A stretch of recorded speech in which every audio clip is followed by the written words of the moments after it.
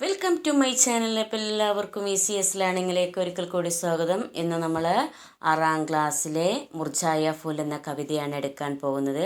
അപ്പോൾ ആദ്യം തന്നെ നിങ്ങൾ ആ സബ്സ്ക്രൈബ് ബട്ടൺ ഒന്ന് സബ്സ്ക്രൈബ് ചെയ്ത് വെക്കുക. അതിൻ്റെ തൊട്ടടുത്തുള്ള ബെല്ലൈക്കൺ കൂടി ഇനേബിൾ ചെയ്ത് വെച്ചാൽ ഞാനിടുന്ന വീഡിയോസ് നിങ്ങൾക്ക് നോട്ടിഫിക്കേഷനായിട്ട് ലഭിക്കുകയുള്ളൂ. അപ്പോൾ നമുക്ക് നേരെ വീഡിയോയിലേക്ക് പോകാം. ഈ മുർജായ ഫൂൽ എന്ന കവിത എഴുതിയിട്ടുള്ളത് സുഭദ്ര കുമാരി ചൗഹാനാണ്.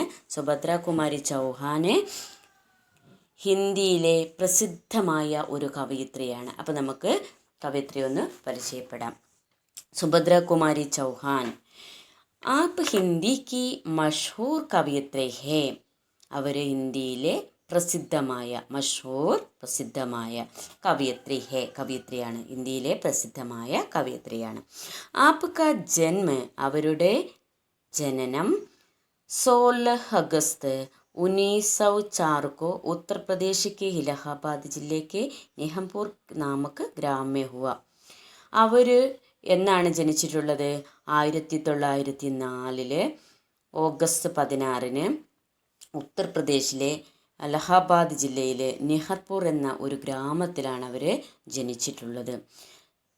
ത്രിധാര മുഗള് യഹ് കദംബ് കാ പേട് സീധേ സാധേ ചിത്ര മേരാ നയ ബച്ചപ്പൻ വിഖരെ മോത്തി ആദി ആപ്കി രചനായം ഹേ. അവരുടെ പ്രധാനപ്പെട്ട രചനകളാണ് ത്രിധാര, മുഗള്, യഹ് കദംബ് കാ പേട്, സീധേ സാധേ ചിത്ര, മേരാ നയ ബച്ചപ്പൻ, ബിഖരെ മോത്തി, ആദി ആപ്കി രചനായം ഹേ മുതലായ അവരുടെ പ്രധാനപ്പെട്ട കൃതികളാണ്. അപ്പോൾ ഇതൊക്കെ ഒന്ന് ഓർത്ത് വെക്കുക കേട്ടോ. ജനിച്ചത് 1904 ഓഗസ്റ്റ് 16 ഉത്തർപ്രദേശിലെ അലഹാബാദ് ജില്ലയിലാണെന്നും അതുപോലെ തന്നെ അവർ മരണപ്പെട്ടതെന്നാണ് നമുക്ക് നോക്കാം. വാപ്ക നിധൻ മധ്യപ്രദേശ് കെ സിയോനി കെ പാസ് ഏക് കാർ ദുർഘടനാ में 15 फरवरी 1948 को हुआ. 1948 ഫെബ്രുവരി 15 ഒരു കാർ ആക്സിഡൻറ്റിൽ വിട്ട് നിയോനി എന്ന സ്ഥലത്ത് വെച്ചാണ് അവർ മരണപ്പെട്ടത്. ഈ സിയോനി എന്ന സ്ഥലം മധ്യപ്രദേശിലാണ് ഉള്ളത്. അപ്പോൾ ഇത്രയാണ് നമുക്ക് സുഭദ്ര കുമാരി ചൗഹാനെ കുറിച്ച് പറയാനുള്ളത്. അപ്പോൾ ഇതൊന്ന് ഓർത്ത് വെക്കുക എല്ലാവരും. അപ്പം എല്ലാവരും ഈ പാഠഭാഗം വളരെയധികം ശ്രദ്ധിച്ച് വായിക്കേണ്ട വളരെയധികം അർത്ഥവത്തായിട്ടുള്ള ഒരു പാഠമാണ്. ലേഖി അതിൽ നമ്മളോട് പറയുന്നത് ഒരു പൂവിനെ അടിസ്ഥാനമാക്കി ഒരു പൂവിൻ്റെ മാധ്യമത്തിലൂടെയാണ് നമുക്കിത് മനസ്സിലാക്കി തരുന്നത്. അപ്പോൾ നമുക്കിതിൻ്റെ ആശയത്തിലേക്ക് കടക്കാം. മുർജായ ഫൂൽ. യഹ് മുർജായ ഹുവാ ഫൂൽ ഹേ. യഹ് ഇത്, മുർജായ വാടിയ, ഫൂല് പൂവ്, ഇസ്ക ഇതിൻ്റെ, ഹൃദയം, ദുഃഖാന വേദനിപ്പിക്കുക, മത്ത് അരുത്, ദുഃഖാന മത്ത് വേദനിപ്പിക്കരുത്. യഹ് മുർജായ ഹുവാ ഫൂൽ ഹേ ഇസ്കാ ഹൃദയ ദുഃഖാന മത്ത്. സ്വയം സ്വമേധയാ, ബിഖർനെ വാലി പൊഴിയുന്ന, ചിതറുന്ന എന്നൊക്കെയാണ് ബിഖർനെ വാലി എന്നർത്ഥം. ഉസ്കി അതിൻ്റെ, പങ്കുടിയാം ഇതളുകൾ, ബിഖരാന, ബിഖർന സ്വയം കൊഴിയുക, ബിഖരാന മറ്റൊരാൾ കൊഴിക്കുക അല്ലേ, ചിതറിപ്പിക്കുക, മത്ത് അരുത്. സ്വയം ബിഖർനെ വാലി ഉസ്കി പങ്കുടിയാം ബിഖരാന മത്ത്. ബിഖരാന നമ്മൾ ചിതറിപ്പിക്കുക അല്ലേ, നമ്മൾ മറ്റുള്ള പൂവുകളൊക്കെ പറിച്ചെടുത്ത് കൊഴിക്കുന്നതിനെയാണ് ബിഖരാന എന്ന് പറയുന്നത്. അപ്പോൾ എന്താണ് ആശയമെന്ന് നമുക്ക് നോക്കാം. ഇതിലൂടെ കവി എന്താണ് നമ്മോട് പറയുന്നത്? കവി പഹ്ലി പങ്ക്തിയോ മേ കവിത്രി ബത്താത്തി ഹേ. ഈ ആദ്യത്തെ വരിയിൽ കവി നമ്മളോട് പറയാണ്. എന്താ പറയുന്നത്? യഹ് മുർജായ ഹുവാ ഫൂൽ ഹേ. ഇതൊരു വാടിയ പൂവാണ്. ഇസ്കാ ഹൃദയ ദുഃഖാന മത്. നിങ്ങളിതിൻ്റെ ഹൃദയം വേദനിപ്പിക്കരുത്. ഈ കവി മുർജായ ഫൂൽ എന്ന ഈ കവിതയിലൂടെ എന്താണ് നമുക്ക് തരുന്ന സന്ദേശം? മുർജായ ഫൂൽ നാമക് ഇസ് കവിത കി രചന കവിയത്രി സുഭദ്ര കുമാരി ചൗഹാനെ കി ഹെ അല്ലേ. സുഭദ്ര കുമാരി ചൗഹാനാണ് ഈ കവിത എഴുതിയിട്ടുള്ളത്. ഇസ്മേം ഇതിൽ ഏക് മുർജായേ ഹുയേ ഫൂൽ കോ പ്രതീക് ബനാക്കർ, ഒരു വാടിയ പൂവിനെ പ്രതീകമാക്കിക്കൊണ്ട് ബേസഹാരോ കെ പ്രതി, നിസ്സഹായരായ നിരാലംബരായ വാർദ്ധക്യം പ്രാപിച്ച ആളുകളോടൊക്കെ സമഭാവ് രഖ്നേക്കാം, സമഭാവം അല്ലേ, സമഭാവം, സഹാനുഭൂതി, സ്നേഹം, ഇതൊക്കെ രഖ്നേക്കാ സന്ദേശ് ദിയാ ഗയാ ഹെ, അവരോടൊക്കെ സമഭാവനയോടെ പെരുമാറണമെന്ന, സഹാനുഭൂതിയോടെ പെരുമാറണമെന്ന സന്ദേശമാണ് മുർജായ ഫൂൽ എന്ന ഈ കവിതയിലൂടെ നമുക്ക് തരുന്നത്. മുർജായ ഫൂൽ എന്ന ഈ കവിതയിലൂടെ നമുക്ക് കവിയത്രി നൽകുന്നത്. അപ്പോൾ നമുക്ക് നോക്കാം. യഹ് മുർജായ ഹുവാ ഫൂൽ ഹെ ഇസ്കാ ഹൃദയ ഖാനാമത്, ഇതൊരു വാടിയ പൂവാണ്, ഇതിൻ്റെ ഹൃദയം നിങ്ങൾ വേദനിപ്പിക്കരുത് എന്നാണ് പറയുന്നത്. വാടിയ പൂവ് എന്ന് പറഞ്ഞാൽ വാർദ്ധക്യത്തിലെത്തിയ ആളുകൾ അല്ലെങ്കിൽ നിരാലംബരായ ആളുകളെയാണ് ഇവിടെ സൂചിപ്പിക്കുന്നത്. അവരെ ഒരിക്കലും നിങ്ങൾ വേദനിപ്പിക്കരുത് എന്നാണ് പറയുന്നത്. സ്വയം ബിഖർനെ വാലിയോസ്കി പങ്കുടിയാം വിഖരാനാമത്ത്, സ്വമേധയാ കൊഴിഞ്ഞു പോകുന്ന അവരുടെ ആ ഇതളുകൾ നിങ്ങളായിട്ട് കൊഴിച്ചെടുക്കരുത്. പ്രായം അല്ലേ, വാർദ്ധക്യത്തിലെത്തിയ അവർ സ്വയമേ കൊഴിഞ്ഞു പോകും. രാവിലെ വിടർന്നാൽ പിന്നെ രാത്രി അല്ലെങ്കിൽ പിറ്റേന്ന് നേരം വെളുപ്പിക്കും എന്ത് ചെയ്യും, ഒരു പൂവ് വിരിഞ്ഞ് അതിൻ്റെ സുഗന്ധമെല്ലാം പരത്തി അത് വാടി പിറ്റേ ദിവസം അത് കൊഴിഞ്ഞു പോകും. അങ്ങനെ തന്നെയാണ് ഒരു മനുഷ്യൻ്റെ ജീവിതവും അല്ലേ. അത് ജനിച്ച് അത് വളർന്ന് ആരോഗ്യാവസ്ഥയിലൊക്കെ മറ്റുള്ളവർക്കൊക്കെ സുഗന്ധം പരത്ത് എന്ന് പറഞ്ഞാൽ മറ്റുള്ളവർക്കൊക്കെ സഹായങ്ങൾ ചെയ്ത് മറ്റുള്ളവർക്കൊക്കെ ജീവിതം നൽകി അത് വാർദ്ധക്യത്തിലെത്തുമ്പോൾ അത് താനെ കൊഴിഞ്ഞു പോകുന്നു. ഒരു മനുഷ്യ ജീവിതമായാലും അങ്ങനെ തന്നെയാണ്. അപ്പോൾ അതിനോടാണ്, ഒരു പൂവിനോടാണ് കവയത്രി ഇവിടെ ഒരു മനുഷ്യ ജീവിതത്തെ ഉപമിച്ചിട്ടുള്ളത്. അങ്ങനെ വാർദ്ധക്യത്തിലെത്തി നിൽക്കുന്ന ഒരു സമയമാണിപ്പോൾ. അതാണ് മുർജായ ഫുൽ എന്ന് പറഞ്ഞാൽ വാടിയ പൂവ് അല്ലേ. അപ്പം അവർക്ക് നിങ്ങൾ എന്ത് ചെയ്യണം, സമഭാവനയോടെ അവരെ കാണണമെന്നാണ് കവിയത്രി പറയുന്നത്. വളരെ വിശാലമായ ഒരു ആശയമാണ് ഈ കവിതയ്ക്കുള്ളത്. അപ്പം വാർദ്ധക്യം പ്രാപിച്ച ആളുകളൊക്കെ നമ്മുടെ വീട്ടിലുണ്ടെങ്കിൽ, നമ്മുടെ സമൂഹത്തിലുണ്ടെങ്കിൽ അവരോടൊക്കെ സഹാനുഭൂതിയോടെ പെരുമാറണമെന്നാണ് കവിയത്രി നമ്മളെ പഠിപ്പിക്കുന്നത് അല്ലേ. വാർദ്ധക്യമുള്ള ആളുകളൊക്കെ ഇപ്പോൾ വൃദ്ധസദനത്തിൽ അവിടെയൊക്കെ കൊണ്ടാക്കുന്നൊരു കാലഘട്ടത്തിലാണ് നമ്മളുള്ളത്. അപ്പോൾ നിങ്ങളൊന്നും അങ്ങനെ ചെയ്യരുത്. നിങ്ങളുടെ മാതാപിതാക്കളെയൊക്കെ അവർക്ക് നിങ്ങൾ സാന്ത്വനവും സമാധാനവും നൽകിക്കൊണ്ട് നിങ്ങളുടെ കൂടെ തന്നെ നിർത്താൻ ശ്രമിക്കുക. നമുക്ക് വേണ്ടി ജീവിച്ചവരാണ് അവർ. അപ്പോൾ അത് തന്നെയാണ് ഈ കവിതയിലും നമ്മോട് പറയുന്നത്. ഗുസരെ അഗർ പാസ് സേ ഇസ്കെ ഇസേ ചോട്ടെ പഹുഞ്ചാനെ മത്, ഗുസരെ അഗർ പാസ് സേ ഇസ്കെ ഇസേ ചോട്ട് പഹുഞ്ചാന മത്.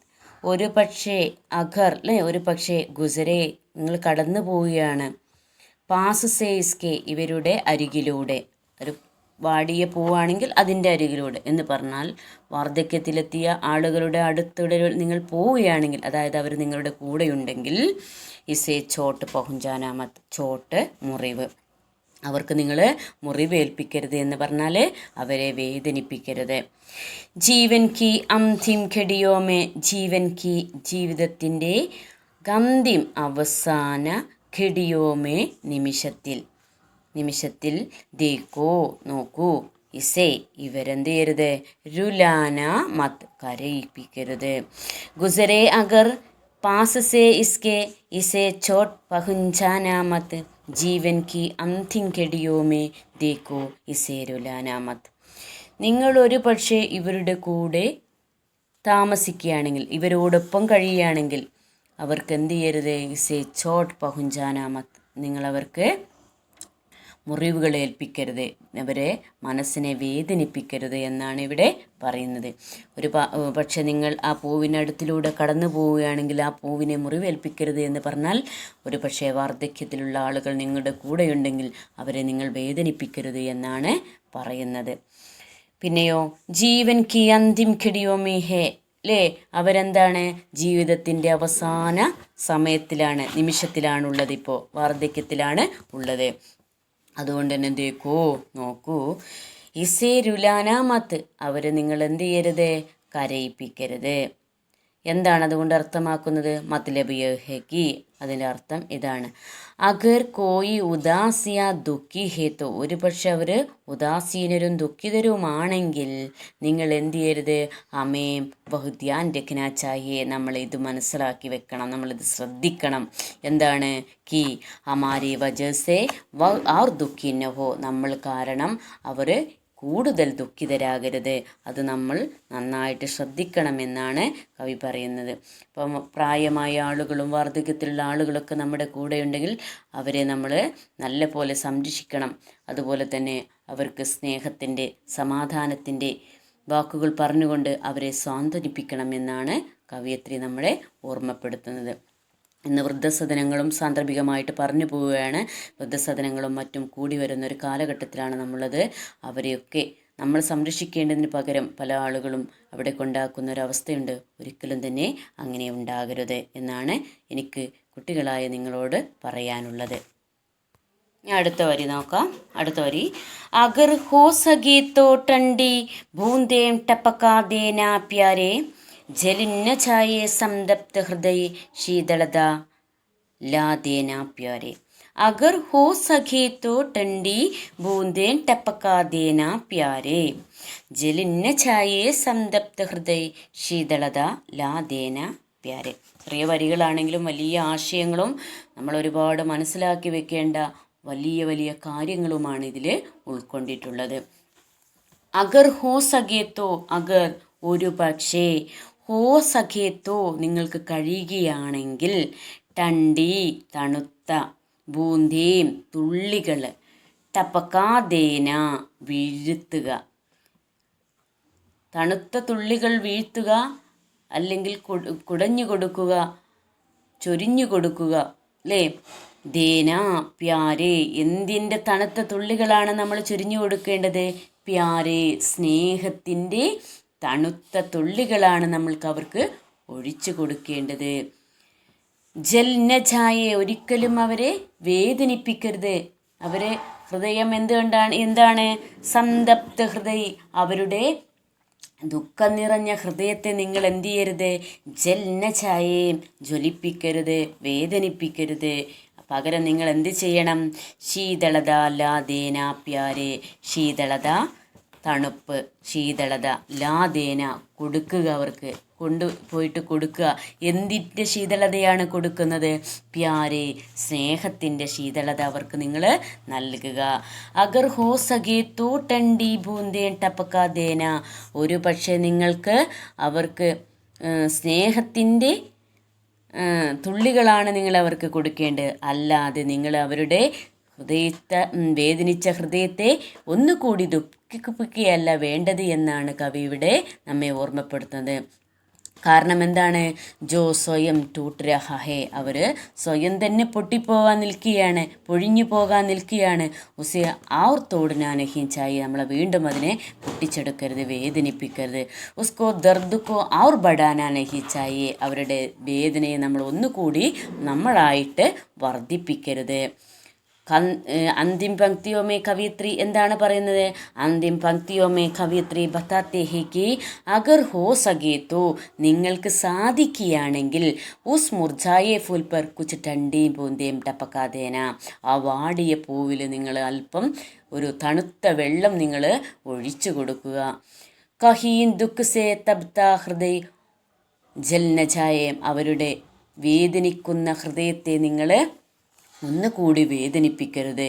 ഇസ്ലിയെ ശീതളതാലന, അതിനായിട്ട് നിങ്ങൾ എന്ത് ചെയ്യുക? വേദനിച്ചിരിക്കുന്ന ഹൃദയത്തെ കൂടുതൽ ദുഃഖിപ്പിക്കാതിരിക്കാൻ വേണ്ടി നിങ്ങൾ സ്നേഹത്തിൻ്റെ ആ തണുപ്പ് നിങ്ങൾ നൽകുക എന്നാണ് കവയിത്രി പറയുന്നത്.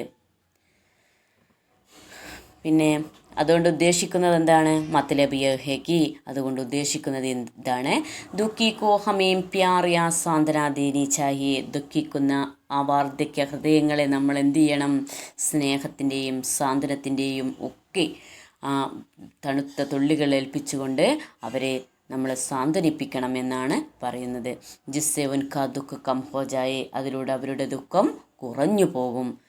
അപ്പിനെ സെ ജിത്തന ഹോ സകെ, ഉസ്കി മദത് കർലേ. നമുക്ക് എത്രമാത്രമാണോ അവരെ സഹായിക്കാൻ, അവരെ സ്നേഹിക്കാൻ കഴിയുന്നത് അത്രമാത്രം അവർക്ക് വേണ്ടിയിട്ട് നമ്മൾ ചെയ്യുക. ജിസ്സെ വഹ് അപ്നെ ആപ് കോ സംഭാൽ സകെ. അതിലൂടെ അവർക്ക് അവരുടെ ജീവിതത്തെ നിയന്ത്രിച്ചു കൊണ്ടുപോകാൻ, സ്നേഹത്തോടെ സമാധാനത്തോടെ കഴിയാൻ അവർക്ക് കഴിയുമെന്നാണ് കവയത്രി നമ്മുടെ ഓർമ്മപ്പെടുത്തുന്നത്. ഇത് സമൂഹത്തിനും നമുക്കൊക്കെയുള്ള വലിയൊരു സന്ദേശമാണ്, വലിയൊരു ഓർമ്മപ്പെടുത്തലാണ്. വാർദ്ധക്യമായ ആളുകളെയും നിരാലംബരായ ആളുകളെയും സമൂഹത്തിൽ നിന്ന് മാറ്റി നിർത്താതെ അവരെ നമ്മളോടൊപ്പം ചേർത്ത് പിടിച്ച് അവർക്ക് കഴിയുന്ന സ്നേഹവും സമാധാനവും സാന്ത്വനവും സഹായവും നൽകിക്കൊണ്ട് അവരെയും നമ്മോടൊപ്പം നിർത്തണമെന്നാണ് കവയത്രി നമ്മെ ഓർമ്മപ്പെടുത്തുന്നത്. ഇന്ന് വൃദ്ധസദനങ്ങളും എല്ലാം ഏറി വരുന്ന ഒരു കാലഘട്ടത്തിലാണ് നമ്മളുള്ളത്. ആ വൃദ്ധരായ അവർ നമുക്ക് വേണ്ടി ജീവിച്ച്, ഈ പൂവ് എങ്ങനെയായിരുന്നു, വളരെ മനോഹരമായി മറ്റുള്ളവർക്ക് സുഗന്ധം പൂശി അല്ലേ, സുഗന്ധം നൽകി, അതുപോലെ തന്നെ പൂമ്പാറ്റകളൊക്കെ വളരെയധികം ആകർഷണതയോടുകൂടി വന്നിരുന്ന ഒരു പൂവായിരുന്നു. ഇന്നതിന് വാർദ്ധക്യത്തിൽ ആണ്, ഇന്നതിനെ ആർക്കും വേണ്ടാത്തൊരവസ്ഥയിലാണ്. ഇങ്ങനെയുള്ള അവസ്ഥയിൽ നമ്മൾ അവരെ സാന്ത്വനിപ്പിക്കണമെന്നാണ് കവയത്രി നമ്മെ ഓർമ്മപ്പെടുത്തുന്നത്. ഇപ്പോൾ ഇതിൻ്റെ അടുത്ത ഭാഗത്ത് ഇതിൻ്റെ ആക്ടിവിറ്റീസും ഇതിൻ്റെ ആശയങ്ങളൊക്കെ ഉണ്ടാവും. അപ്പോൾ നിങ്ങൾ ചാനൽ ഇപ്പോൾ തന്നെ സബ്സ്ക്രൈബ് ചെയ്ത് ഓൾ ബട്ടൺ പ്രസ് ചെയ്ത് വെക്കുക.